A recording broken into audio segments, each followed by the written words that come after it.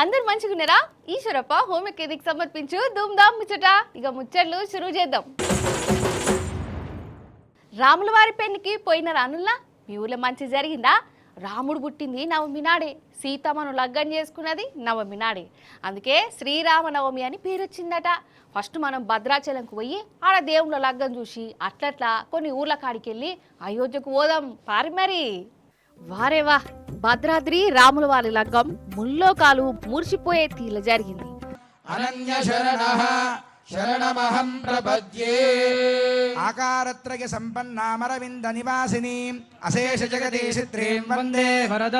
తానే సీతమ్మ వారిని రామచంద్రమూర్తికి కన్యాదానం చేస్తున్నట్లుగా భావించి తన భార్య దగ్గర ఉండేటువంటి బంగారం, ఆవిడ ధరించినటువంటి మాంగళ్యాన్నే సీతమ్మ వారికి సమర్పించాట ఆయన. అట్లుగానే ఇది కూడా అంత ప్రాచీనమైనటువంటి, అది అద్భుతమైనటువంటి సన్నివేశం. ఓం సుమంగళీర్యం వధూరిమాగుం సమేత పశ్యత సౌభాగ్యమస్యై దత్వాయాధాస్తం విపరేతనా. మాంగళ్యధారణ ముహూర్తః సుముహూర్తోస్తు భవంతో మహాంతో అనుగృహంతు. మాంగళ్యధారణ ముహూర్తః సుముహూర్తోస్తు. ఆకాశమంత పందిరి, భూదేవంత అరుగు మీద మంగళ వాయిద్యాలు, వేద మంత్రాల సాక్షిగా అభిజిత్ లగ్నంలా దేవుళ్ళ పెండ్లైంది. రాములవారి లగ్గం చూసేందుకు వచ్చిన భక్తులతోని మిథిలా మైదానంతా నిండిపోయింది. బరాబర్ 12ంటికి రాములోరు జానకమ్మ మెడల పుస్తలు కట్టి మనువాడిండు. ఓం అర్చద ప్రార్చద ప్రియమేధాసో అర్చద అర్చంతపుత్రకా ఉదపురన్న ధృష్ట్వర్చద అర్చద ప్రార్చద. అదుగోండి అటువంటి చింతాకు పథకాన్ని అమ్మవారికి సమర్పించబోతూ ఉన్నారు. అలా సమర్పించబోతూ 4 దిక్కులా చూపించబోతున్నారు. దాన్ని దర్శించుకోండి. గా ఉంటుంది. అటువంటి గొప్పనైనటువంటి దివ్యమైనటువంటి ఆభరణాలను ఇప్పుడు స్వామివారికి అమ్మవారికి సమర్పించబోతూ ఉన్నారు.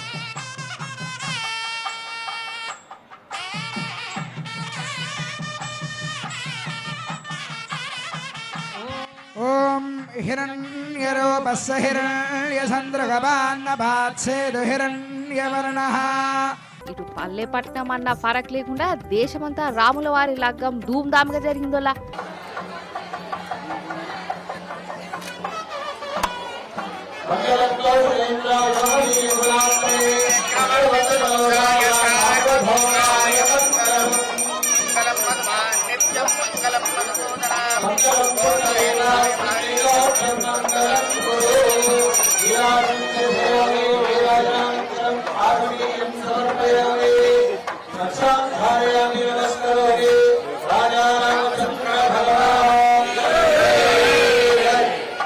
పొద్దుగాలనే పూజలు అవి ఇవి చేసి గుళ్ళకు పోయి సీతారాముల కళ్యాణాన్ని కల్లార చూసి మురిసిపోయారు జనాలు.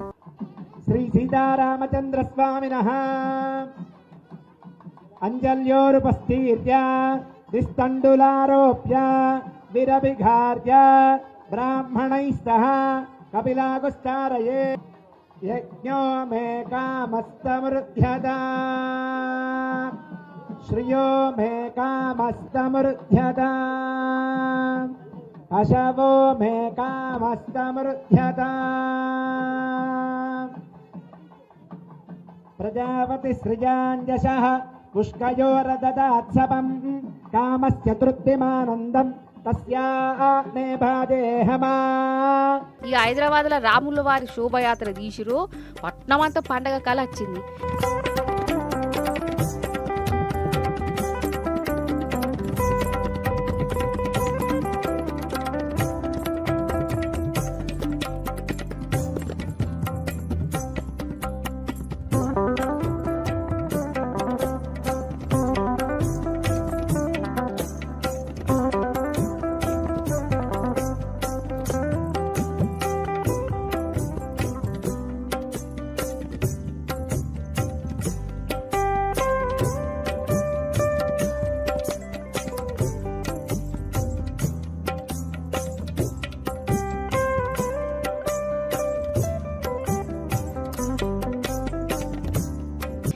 అయోధ్యకు పోదాం రారి. అగో చూస్తురా, శ్రీరామనవమి నాడు అయోధ్య పట్టణం ఏ తీరులో మారిపోయిందో. పగటిలి బరాబర్ 12ంటికి గర్భగుడిలో ఉన్న బాలరాముని నుదుటి మీద సూర్యకిరణాలు పడ్డాయి. బాలరాముని నుదుటి మీద సూర్య తిలకం చూసి భక్తులు మురిసిపోయారు.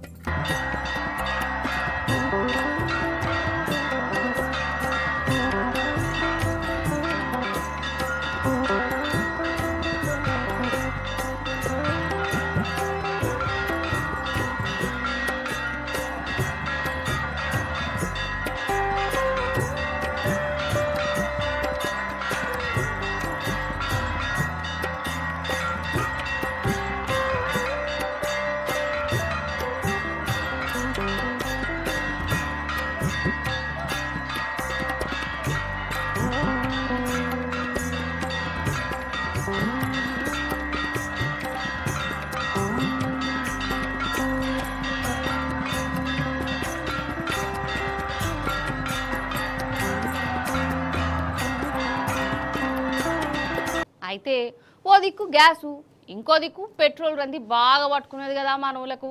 ఏడ పెట్రోల్ కరువు అవుతుందో, పెట్రోల్ రేట్లుగా బగ్గా పెరిగితే కావచ్చని ఎవరి కాళ్ళు అనుకొని బంకుల కాడ ఎగబడ్డరు. కిలోమీటర్ల పొడుగుత లైన్లు కట్టిరు. అంత ఆగమాగం జగన్నాథం ఉండే. అయితే జనం ఒకటి అనుకుంటే జరిగేది ఇంకోటి అవుతున్నది కదా. అప్పుడప్పుడు ఘటనే అయింది. పెట్రోల్ మీద పన్ను తగ్గించిరు. పన్ను తగ్గించిరంటే ధర కూడా తగ్గుతుంది కదా. ఏది అరుచుకుందని రారి. ఇంకా నయం, ఇవాళ పెట్రోల్ బంక్ కాడ జనం తాకిడి తగ్గింది. కానీ 3 వద్దుల సంధి ఎట్లుండేనోళ్ళ అసలు పెట్రోల్ బంకులన్నీ జనంతోని కిటకిటలాడినాయి. నో స్టాకు బోర్డులు కానొచ్చినాయి. లొల్లులైనాయి, లాఠీల ఛార్జీలు కూడా అయినాయి. రోడ్ల మీద ట్రాఫిక్ జాములు అయినాయి. ఇక పెట్రోల్ రేటు పెరుగుతుందని, పెట్రోలు డీజిల్ దొరకదని పుకార్లు వేసింది. ఇక భయంతోనే జనం బంకులతో ఓబట్టిరు. అయితే ఇప్పుడు సర్కారోళ్ళు పెట్రోల్ డీజిల్ మీద పన్నులు తగ్గించిరులా. ఎక్స్చేంజ్ సుంకంటారు. గా సుంకాన్ని పెట్రోల్ మీద 10 రూపాయలకు తగ్గించిరు, డీజిల్ మీద పూరాగా తీసేసిరు. అంటే పన్నులు తగ్గించిరంటే ధర కూడా తగ్గాలే లెక్కకైతే, అంతే కదా. మరి ఇప్పుడైతే బాంకుల కాడ ఈ ధరల గురించి సరలేదు సప్పుడు లేదు. గదే రేటుతోనైతే పోతాన్లు. ఇటు సెంటరోళ్ళు ఇటు పన్ను తగ్గించినమని అన్నారు గాని పెట్రోల్ డీజిల్ రేటు తగ్గించినమన్న మాటనైతే చెప్పలే.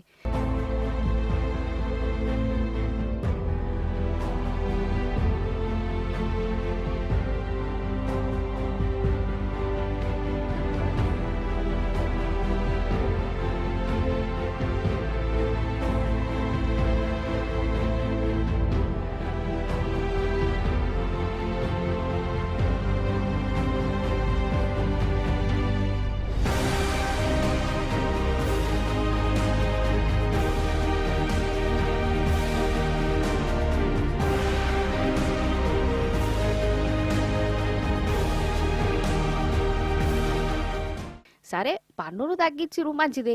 మరి గీ తగ్గించుడేందో ఎన్నడో తగ్గితే అయిపోవు కదా. అంటే జనం భయపడుతున్నారని ఇప్పుడు తగ్గించిరా అంటే ఇన్నొద్దులు అన్యాయంగా పన్నులు వసూలు చేసినట్టే కదా. ఉత్త పుణ్యానికి పైసలు చదివించుకున్నారన్నట్టే కదా. ఇక ఇంకో దిక్కు పెట్రోల్ మీద 10 రూపాయలు పన్ను తగ్గించిరని ఎరికైనోళ్ళు అయ్యో ఎందుకన్నా నిన్న మొన్న ఎగబడి ఫుల్ ట్యాంక్ కొట్టితివి, జరంత ఆత్రం ఆపుకుంటే అయిపోవు కదా, ధర తగ్గించినాక కొట్టిస్తే అయిపోవు కదా అని మళ్ళా పరిశాన్ అవుతురట. అసలైతే ఈ పన్నులు తగ్గించుడుతోని డైరెక్ట్ ఆయిల్ కంపెనీలకే ఫైదా ఉంటది గాని జనానికి ఏం లాభం ఉంటదని అంటారు కొందరు. ఆయిల్ కంపెనీలే లాభాల బాట పడతాయి గాని పన్నులు తగ్గించురు కదా అని పెట్రోల్ డీజిల్ రేట్లను వాళ్ళు ఎందుకు తగ్గిస్తారని ఇంకా కొందరు అంటారు. ఏందో ఏమో అసలు మనకాడ దొంగలకు లంచగొండులకు అదుపు లేకుండానే అవుతుంది వల్ల. అస్సలు ఒక్కలంటే భయం కూడా ఉంటలేదు. దొరికినంత దోసుకునుడే అన్నట్టున్నది. మరి వాళ్ళకు గంతగానం ధైర్యం ఏడికెళ్ళి వచ్చింది కావచ్చు. శిక్షలు పడేయనా, పోలీసులు పట్టించుకోరనా, లేకుంటే ప్రజాపాలన అంటే లంచాలు దోపిడీ అని ఫిక్స్ అయిపోయిరా? గట్లనే అనిపిస్తున్నది. భూపాల్పల్లిలా ఈ ఆఫీసర్ చేసిన కథకు ఏం జరిగింది ఎరికేనా? చూడురి మీరే.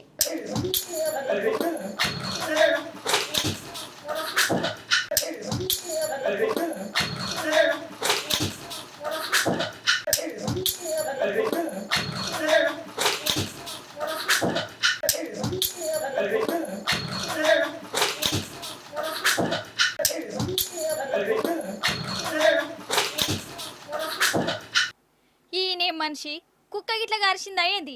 గట్ల గాయగా ఎత్తండు. ఆగు ఆగుతనే లేడు కదా, గంతగానం బీపీ పెట్టుకునుడేంది?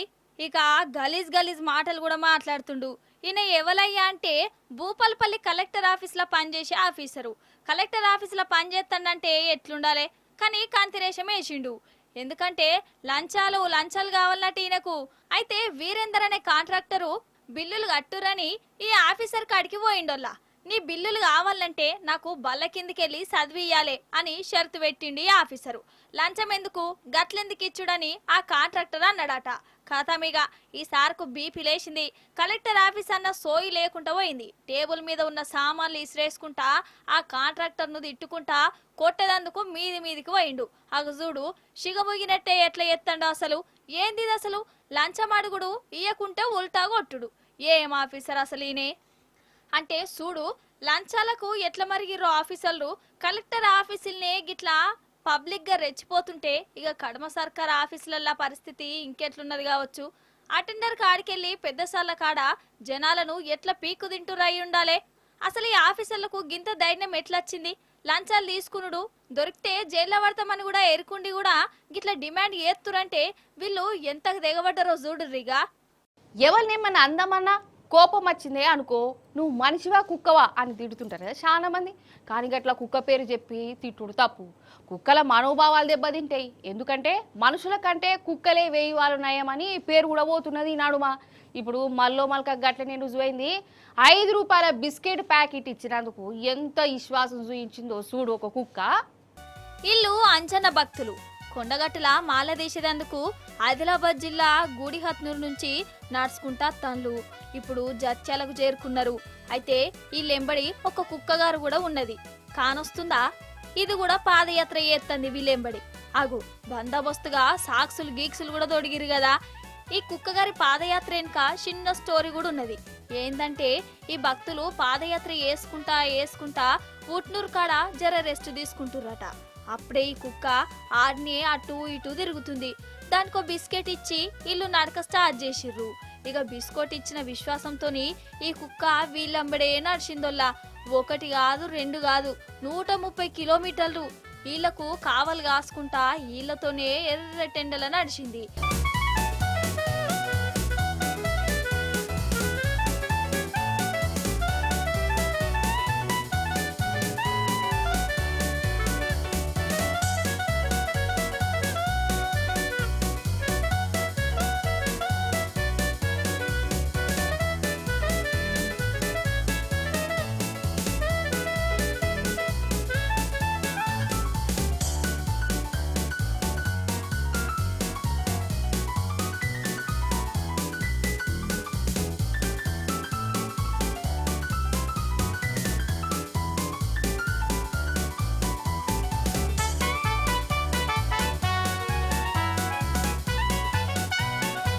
ఎల్లగొట్టినా పోవులేదు. ఇక కుక్క ఉన్న ధైర్యంతోని అడవులలో కూడా భయం లేకుండా ఇలా పాదయాత్ర చేసిర్రట. ఇది చూయించిన విశ్వాసానికి భక్తులు మురిసిపోయిర్రు. దాని కాళ్ళకు సాక్సులు తొడిగి కొండగట్టు దాంకా దోలుకుపోతుర్రు. మేము గత 5 రోజులుగా పాదయాత్ర కొండగట్టు నడుస్తున్నాము. ఈ స్వామి ఏమో మాకు ఊట్లో కలిసింది. మాతో ఉన్న స్వామి ఒక బిస్కెట్ ప్యాకెట్ పక్కకు వేసి రోడ్డు పక్కకు వేసిండు. అయితే ఆ ఒక్క బిస్కెట్ ప్యాకెట్ తిని ఆ ఒక్క బిస్కెట్ ప్యాకెట్ విశ్వాసంతో మాతోటి ఈరోజు 120 కిలోమీటర్లు నడిచింది. మా దగ్గర మేము ఎక్కడైనా ఆగితే సివిల్ సాములు ఏమైనా బండి స్లోగా వెళ్తే మా దగ్గర ఎవరిని ఆగనిస్తలేదు.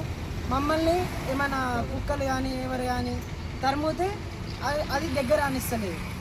నిజంగా ఒక్క బిస్కెట్ ఇచ్చినందుకు చూడు ఎంత విశ్వాసం చూయించిందో. ఇది మనుషులల్లా గిట్లుంటదా అనోళ్ళ చేసిన సాయం ముత్తగానే మర్చిపోతారు. విశ్వాసం సంగతి పక్కకు పెట్టు, వాళ్ళ పొట్ట నింపుకునేందుకు సాయం చేసిన కొంపలు కూడా ముంచేటోళ్ళు ఉన్నారు. గిదే మనుషులకు కుక్కలకున్న ఫరాకు. అసలు ఇటు గుణం ముందు ఏ మనిషి కూడా అక్కడికే రాడని వీళ్ళను పాయరంగా చూసుకుంటున్న ఈ కుక్కను చూస్తేనే అర్థమవుతుంది కదా.